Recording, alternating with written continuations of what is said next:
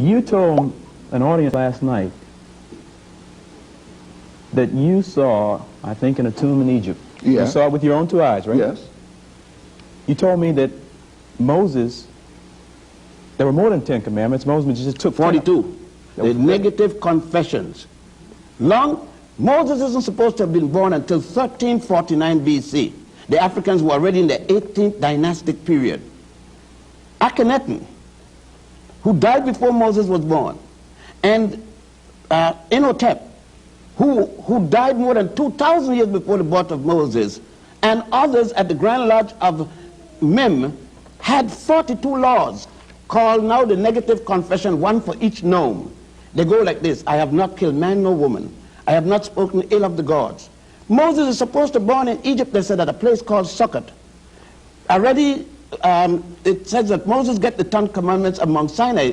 Mount Sinai is still in Africa, right? The Sinai Peninsula is a part of Egypt. More so, is it possible for Moses to be born in Egypt, educated in Egypt?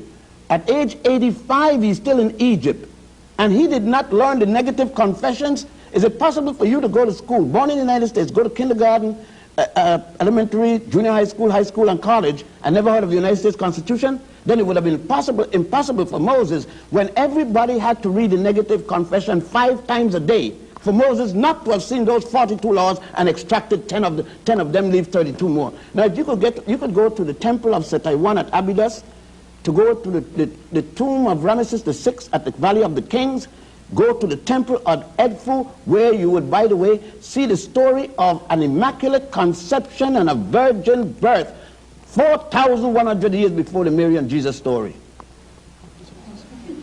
As a matter of fact, Wait. no, Let me understand. this is shocking. Let me just put it in form of a question then. I mean, I don't want to stop this, because we're here for information. But what you're trying to get me to believe is that Moses didn't get the 10 commandments from Mount Sinai, but he got them From his fellow Africans. Moses was the high priest in Egypt, a high priest of the Egyptians in Egypt. Then what was he teaching? He wasn't a high priest of the Jews. There were no Jews in those days. They called themselves. Remember now, there was no Israel yet. Israel is not until 1196. And when we to hear of Abraham, Avram as he was called, coming into Egypt, the Africans are already in Egypt, already in the 14th dynastic period when he shows up. All of the pyramids are built. That's another thing. The 62 pyramids in Egypt were built before the first Jew was born. Why was he fleeing from the Pharaoh? Let me ask What you was the something. charge? I could write anything when I want to write, you know. Who can stop me from writing if I got the power?